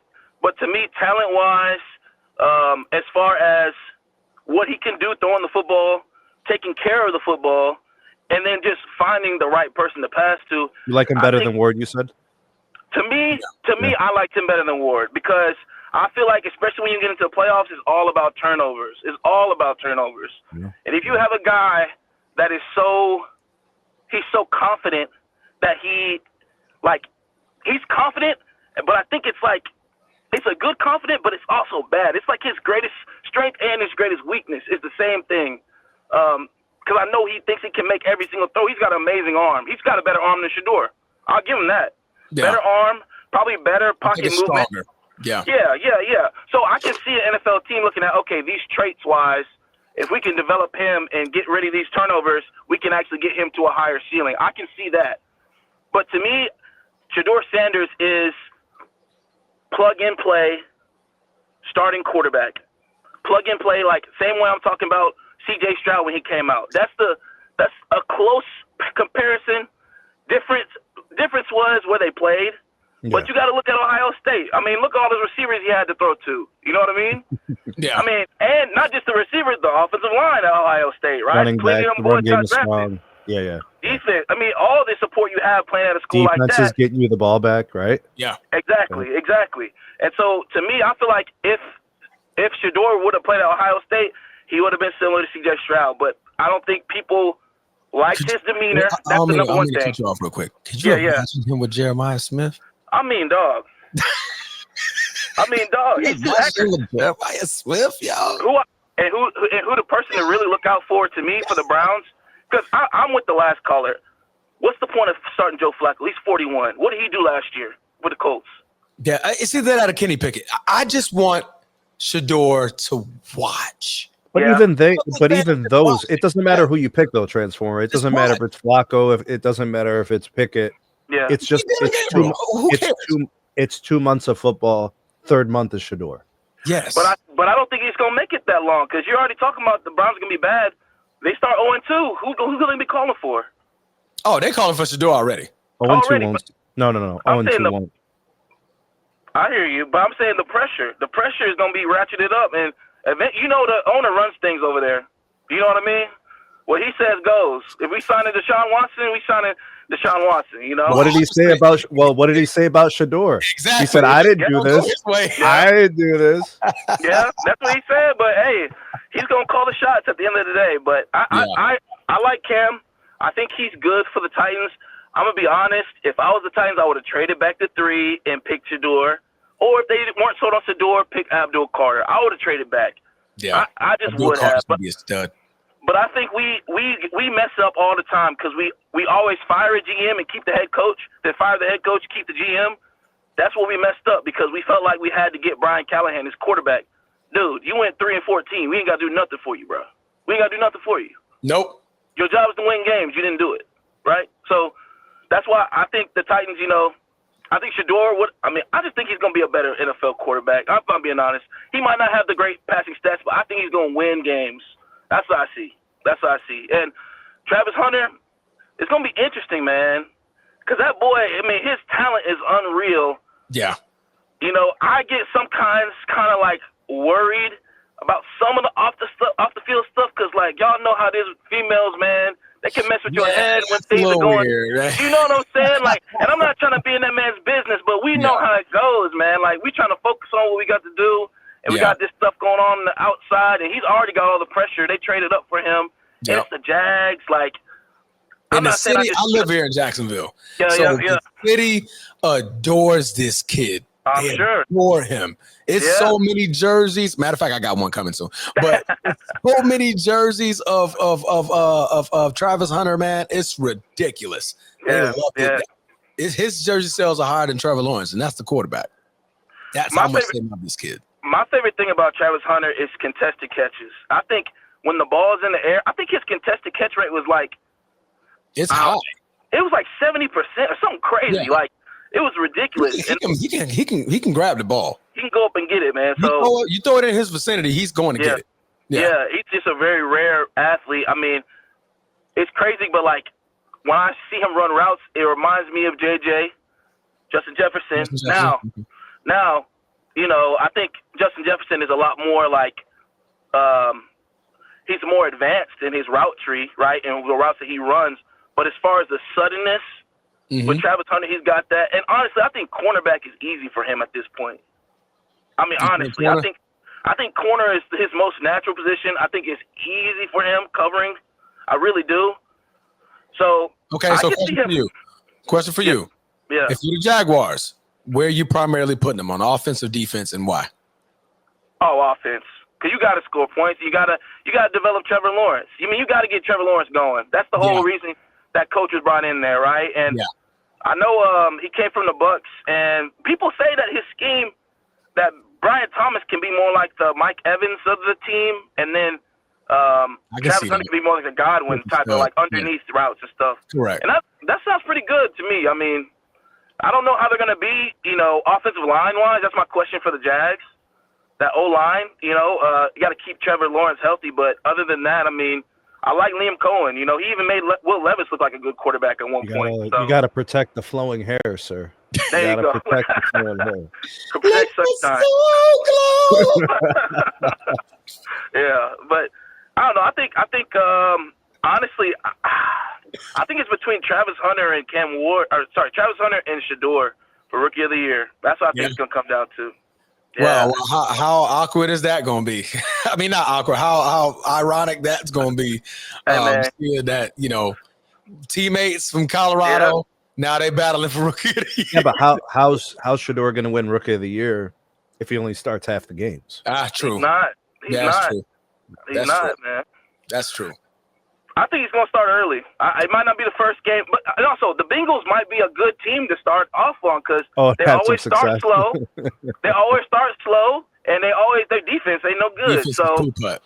Yeah, that might be the team because then it's, you know, it'll be kind of like a shootout, kind of how Jaden Daniels had. You know, I mean, you never know. You never know. But similar to how Travis Hunter not Travis Hunter. Shedeur start off with against TCU to shoot out in the first game of last season. And honestly, I'm glad you brought that up because that made me a believer. I watched him at Jackson State, and I liked how he played, but obviously that's Jackson State. It's hard to. But when I saw that game against TCU, 500 yards in your first game, I'm sorry. Like, when somebody's got it, they got it. And then look what he did his first preseason game. Like, he's made for the moment. That's why he's gonna end up playing. That's how I see it. You look at the simple things that make quarterbacks great, right? You know that these guys could scramble or they want to get out. Okay, they want to use their legs. No. Yeah. Be a quarterback first. Be a quarterback. I need to see you be a quarterback. Keeping your eyes downfield. Mm-hmm. All right. You know when the pressure's coming, you just move in the pocket. I'm not aiming to run. I'm not aiming to just, no, you know what? I'll see 10 yards. I'm going to go get it. No, I'm going to keep my eyes down the field because obviously they're playing zone. Now, if they're playing man, you're in a different story. Right? They're playing man. But you see that they're playing zone. I just need to, one, half second of time, boom, make my throw. And both of these guys, him and Cam Ward, I'm speaking on, they can make that throw. They can make those tight window throws in between those zones. And that's what you're happy to see, man. You're looking to see the progressions. All right, first, second, third read, like Sneed mentioned earlier. You didn't see a lot of that from Cam Ward because his number one was open already. I mean, he loves it. Was already open. Really good. He's going to be on my fantasy team for sure. I'm definitely picking him up. Yeah, definitely picking up 200 targets this year. Oh man, he's definitely gonna be his backup. I mean his fail safe. There you go. Oh yeah. And then one thing real quick before I hop off, accuracy, man. Accuracy and consistency from Shedeur. Shedeur's always been there. Cam Ward ceiling is up there, man. It's up there. But sometimes the accuracy comes and goes with him. And sometimes the turnovers come. So that is me as risky too. A little bit more risky. But, it could turn into a Mahomes situation, right? Or a Josh Allen where he develops and he learns, But I'm not sold on our head coach, And I feel like if he doesn't win this year, we're going to have to get a new coach. And then, where does that put him, So that's another thing, like traits-wise, Cam Ward's exactly what you want. But traits-wise, Anthony Richardson was what you wanted, right? But who was the better quarterback? You know what I mean? Brock Purdy in that draft. Nobody should have wanted Anthony Richardson. I didn't see it either. I didn't see it either. I was like, all it so takes y'all is get one paid GM to think they found something special. That's all it takes. He won him in the combine. He was just an athlete. I guess. And I guess. We all saw it coming. That's the thing. But what's more important, the outcome in a bowl game or the combine? Which mean? Oh, in the bowl game? I don't know. What I saw in the bowl game. Aren't you playing a competitive team in a bowl game? Yes. Yeah. I feel like that's a little bit. Yeah, you want to see that. I think that's more valuable. For sure. Yeah. I'm with you, man. All right, y'all. I'm gonna hop out. Hey, man, we appreciate you coming in, Joe Blacko, man. That's a point name. I'm surprised you're not a Baltimore Ravens fan with that name, man. That's pretty. We appreciate you having us, man. Don't forget to hit the like button on the way out, bro. Yeah, I'm subscribing right now. Appreciate it. My man, appreciate you. All right, man. That was Joe Blacko, man, with the chiming in. Said he'll take Cam Ward. No, he'll take Shedeur Sanders over Cam Ward, and he's a Tennessee Titan fan. Wow. I'm not going to argue that. I'm happy to see them both, man. I think the Steelers should make a move for Anthony Richardson so you can take over after Jeffrey. What? Anthony Richardson is an awful quarterback. You must be a Baltimore fan. Cleveland fan? He just thinks that he believes that there's something there that the Colts aren't exploiting, There's nothing there. There's just nothing there. How many years has he been playing Transformers? This is his third season, I want to say. So you're ready to bounce? Like you're off? I've never started. I've never been. I saw what he did at Florida. I wasn't sold in. When he got drafted high, drafted what, the 10th? He was drafted in the first round, somewhere around. So you're saying he was not a first round talent? He was not a first round talent. 4th, 5th, maybe a project. That's what he was. But when he went to the combine, he showed how high he can jump, his broad jump, his speed, all of this athleticism that he showed. So, that's what rose him in the draft. So you don't think at Florida, he didn't do anything at Florida for me to convince me. So you don't think he could go to another franchise and it would be a different story? No, you're out. You're out on Richardson. Wow, man. I was never on. It's hard. When a team's not good, it's hard to give up on a QB completely after the first 2 or 3 years. Nah, man. I don't see. He's not accurate. He's not an accurate quarterback. So that's one. So you obviously you can't. He's not making the correct reads. He's an injury risk. I mean, you stop me when I'm wrong. I mean, where is it? Tell me when I'm telling lies. Tell me when I'm telling lies. Just let me know. Let me know. Let me know when I'm telling a lie. Is he accurate? No. Is he injury prone? Yes. Those are 2 bad traits already. He's accurate sometimes. Sometimes where? Where? There's some completions. His percentage got worse in his second season. So explain. Explain. Are we convinced that he's bad and the Colts are good and he's holding back the Colts? I'm convinced if Mike Tomlin wants to keep his job, he's not thinking anything about Anthony Richardson other than Carmelo Anthony. I mean, nobody's fighting. Nobody's trying to trade for Richardson. I don't hear nobody. Right. They're going to wait on him to hit the trash pile like in fantasy, and you can pick him up because you're desperate and you need a quarterback to start. That's where Anthony Richardson is at for me on the totem pole. He was never a starter fresh out of college. The man barely even started in college. How many games did he play in college? Like 11? Bruce, right on time. Thank you. He started like 10 games. Less than 6% completion percentage in college. What they wanted was to take the gamble that he'll be the next Josh Allen. He's not even close. He's not even close. I'm sorry. I'm letting Anthony Richardson hijack this segment. He's not even close. That kid's not even close. That Jeffrey Champion comment just kind of threw me off. Like, he's young, and then the coach can develop a quarterback. You can watch Aaron Rodgers, one of the greats. No, because he's not built like Aaron. Aaron isn't a football Hall of Famer because of his athleticism. It's because he's an accurate throw. He's the polar opposite of everything Anthony Richardson. Literally. There were a lot of plays last year where I saw Anthony Richardson. I'm just like, wow, that was bad. When we played him, matter of fact, I don't even think Jordan Love played. We had Malik Willis, and we played the Colts. Malik Willis, football pro. Laughing. Like Anthony Richardson was just awful. I'm like, oh, he's just throwing the ball to us. He's like, throw it up. Good. McKinney, go get that. Like, you're just throwing it up. The man's not accurate, bro. What did we see at Florida to convince us that he was a first-round pick? I don't see it. They were looking at the size and the physical tools. Yes. Pause. Perfect pause. He blew them away at the combine. Yeah. They got him because they thought, oh, Cam Newton was like this.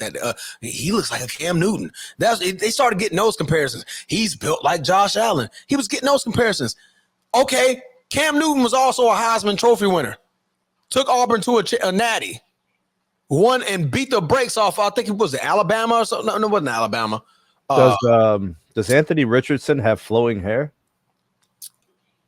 No, I think he cut his hair. I think Anthony Richardson cut his hair. If he wants to keep his job, you got to get the flowing hair, bro. You get to keep. You know what? While I'm entertaining this, and you guys can chime in, I got the link back in the comments. Let me put the link back in the comments. We'll set about a couple more minutes. We'll take another caller. You could join in on the show. But meanwhile, while we here, and I'm entertaining Jeffrey real quick, I'm gonna give him a little bit of my time here. I'm gonna entertain Anthony Richardson's stat line here. I'm gonna entertain it. Why? Because I got a little bit of time.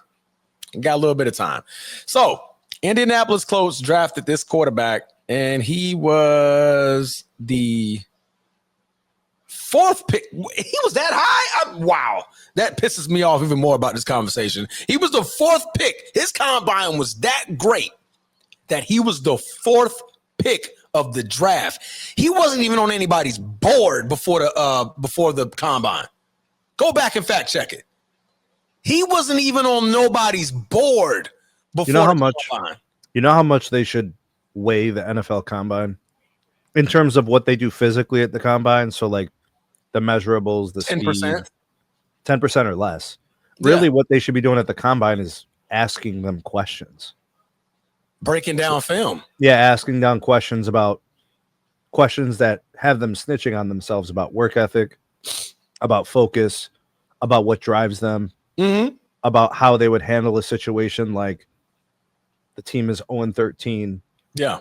What's your philosophy, about your mindset the rest of that season? What do you do when, your teammates are injured and you're down to your 3rd string, 4th string, this, that? They should be asking questions that, it's about character. Yeah. Because you could already see the body of work. There were college games. Now with him, he didn't have a lot of college games, so they literally thought we got to see what he does at the combine. I think he played like 10 games, but even in those games, Sneed, average. You didn't see anything. Like I didn't see anything. Bro, listen, I saw the Browns draft Johnny Manziel, and at the NFL and at his pro day, he had his coaches chasing him around with a broom. What? Oh what? Yeah. Oh yeah. Go look at the footage, bro. Go. It was ESPN was airing Johnny Manziel's pro day, his coaches were chasing him around with a broomstick. I'm not even joking. That's insane. Yeah, so I'm just saying, if you want to talk about general managers, teams, organizations, franchises that are strange and make bad decisions, yeah, these are the things that happen in the NFL, bro. That's insane. First of all, wow. Bro, the NFL owners, franchises, GMs, like think about some of the things they say. Chris Carter, all he does is catch touchdowns. That has been said. Like people say, and yes, people were saying while he was playing, the only thing he does is catch touchdowns. Bro, the league is full of smart asses, morons, smartest guy in the room syndrome. You know, I gotta find the guy like Anthony Bennett, for example. The GM of the Cavs is like, this is horrible. I'm gonna be the guy who finds the needle in the haystack that nobody saw. Like they feel like they have to do something unusual to do something substantial, but they're just being wrong. And it's actually worse because it's high stakes in the NFL. A high draft pick it's very valuable. So that was the fourth pick, Snead. Anthony Bennett, bro. 53.8% completion percentage in 12 games at Florida. Tell me about DeMarcus Russell. Where was he drafted? 9 interceptions. Where was DeMarcus Russell drafted? First overall pick. This is what I'm saying. These things happen. And he played. Where is he? An Ohio State boy? He was a LSU. LSU. Hey, baby. I mean, these things happen, bro. No, I was talking. I'm on the podcast. The baby girls are now walking around. That must mean it's time for the Transformer to wrap it up here soon. Yep. I just want to entertain you, man. Not you, Sneed, but Jeffrey Champion. Come, the Steelers? No, man, no. I'm gonna leave that there. 53.8% completion percentage, and your minimum of 12 starts at Florida. And for some odd reason, it just got worse when he got into the league. How did it get worse? Last year, 11 games, 11 starts, 47.7% completion percentage. 8 touchdowns, 12 picks. 8 touchdowns, 12 picks. And let's blame his receiving core. All right, let me start. Jonathan Taylor as running back, Alec Pierce as his receiver, Josh Downs as his receiver, Michael Pittman Jr. as his third receiver. Huh? Pittman's nice. That's a nice receiver core. For a third, yeah. It's not for you to go 47.7% completion percentage and 8 of 12 touchdown interception ratio. Good. I don't think there's any excuse for being under 50% completion. None as a quarterback. I mean, your team would have to be so devoid of talent. Like you would basically be under pressure every time you took a snap. You were 6% less in college. Then your numbers in college, bro. Tell you, there was nothing to see at Florida but the fact that he was an athlete. I'm saying it right now. Anthony Richardson needs to decide. But what's he doing athletically in the league? Getting hurt?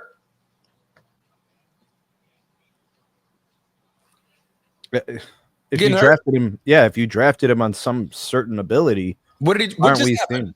Broke his pinky first preseason game. Oh, damn. Got his pinky dislocated. So he's out for 4 to 6 weeks? From a blown coverage. Is he going to be out for like the next month and a half or something? They said he should be ready by the season starts. I don't know. The pinky was just dislocated. They probably going to pop it back in, but it's his throwing hand. That doesn't feel good. So, come on, man. Every time he throws the ball, there's a chance that his hand's going to hit a helmet. Or a chance that he's going to get hit and got to land and his hand has to catch the ground. Pinky may land on the ground. That's going to hurt, right? So I'm sorry, man. I let Anthony Richardson hijack this segment. Man, Big Baby Chris, his time ain't coming. He needs to think about converting a tight end right now. I'm calling it. He's an athlete. Damn, you're giving him the Tim Tebow treatment, bro. Give him the Tim Tebow.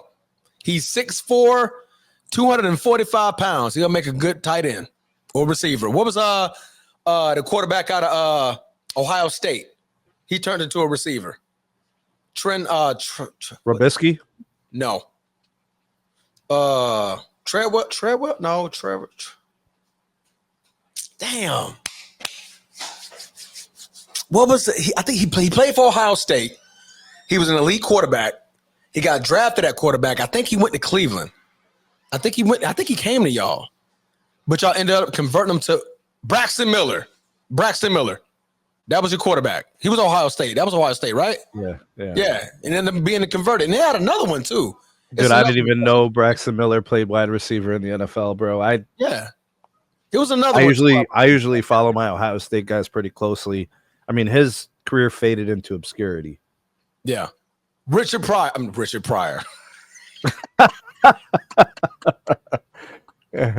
You see what they say. Richard Pryor. Yeah, that's crazy. But Terrell Pryor. That was the other one. Bro, Terrell Pryor won me some fantasy games, bro, with those 98-yard TD runs. Yes. Was an elite receiver for he had a 1,000-yard season that season. You said elite receiver? You said elite? I mean, that's elite. I mean, he overachieved at receiver. From a quarterback? That's what I'm saying. Yeah. I mean, easy with the word elite. Easy. The man he turned out he pushed his career even further because he just wasn't that great at quarterback. That's what I'm saying about Anthony Richardson. I'm not saying he's a horrible football player, but I mean, he's just a horrible quarterback. And the proof is in the pudding. What did I see at Florida? The same shit that I'm seeing, but worse in the NFL. Come on, man. And it's not like the kid is he's going to be 23 this season. No. I want to vouch for you here. I want to co-sign this for you, sir. Transformer. You are usually, I mean, like high percentage of the time, very objective about players. Yeah. So you're bailing on this guy. I'd say it's warranted because you typically don't do that. Yeah. Hating on the brother. First of all, hating on first of all, he's not my brother. My brother is Michael Irvin Clemens Jr. He's in Memphis, Tennessee. I got Darnell Jackson. I got Eddie Jackson. I got John Clements. I got my brothers up in Milwaukee. Why you only choosing the light skinned bros, man? Why you doing that, bro? You know what I'm saying? Well, you must have met my other brothers. They dark, boy. My brother Day darker than the Ace of Spades. Daddy, if you're watching this, he's probably gonna curse me out. But darker than the Ace of Spades. Hating on a brother. You're my brother. He's bad. Transformer, do me a favor. Highlight Jeffrey Champion's most recent comment about Kyler Murray. So do you think it's time for that the Cardinals move on from Kyler Murray? Because I think, it's not because the time it's been what, 7 seasons? It ain't been that long, like 5. No, come on, bro. Kyler Murray? He's been there a long time, bro. They gave him a second contract. No, I don't think he's been there that long, bro. It's only been 5 years, 5 seasons. 5 years? Yeah. Okay. No, it's been 6. I'm sorry. 1, 2, 3, 4, 5, 6. So this is going to be his 7th season. Okay. Yeah. So I'm saying him, Justin Herbert, like it's time. It's time. And it's been the injuries for him. I mean, obviously last year he played a full season, so I'll give him another season. He got Marvin Harrison Jr. See what he can do with it. I think it's warranted. I'll give him a couple more seasons. I'm saying now is the time the clock is running, right? Yeah, he on deck. He on deck, that's for sure. Like the clock is not running on Lamar Jackson. The clock is not running. The clock is not running. Huh? He's running. Yeah. Like there's Brock Purdy, the clock is not ticking. There's guys around the league. They are the best option for that team. Yeah. You're not and then these teams that have not had success that have been sticking with these quarterbacks, they need to be making contingency plans. Yeah. No, absolutely. It ain't what I say, is how I say it. He's off. Baby Christmas, how you want me to say it? He's awful. My bad. I'm gonna lower my tone real quick. He's just what do you mean it ain't what you say, it's how you say it? I guess it's how I'm saying it about Anthony Richardson. I'm sorry, he's awful. He's an awful quarterback. Why is the message not processed based on tone? Maybe it's because why shouldn't we just be processing the message? I'll whisper it. He's awful. Big baby Chrissy. He's awful. It's okay. He's injury prone. Yes, he is. Everybody's a special snowflake. There's conversations where he's not even top 32. You know what's usually the case in the NFL, Transformer? It's usually meritocracy, right? The best player plays. Yeah. and those who can't play get exposed. Yeah. Because those that do play expose them. Correct. The only reason why he's a starter because they don't have options. That's probably accurate. Now, next year that could change. The year after that could change. Like, stuff changes season to season. And like they could bail on him mid-year. They could bail on him now. He's hurt. They could find a replacement, make a trade, go get Joe Milton out of Dallas, who looks solid. They can go get somebody else. And that person can step in, and Anthony Richardson will lose his job.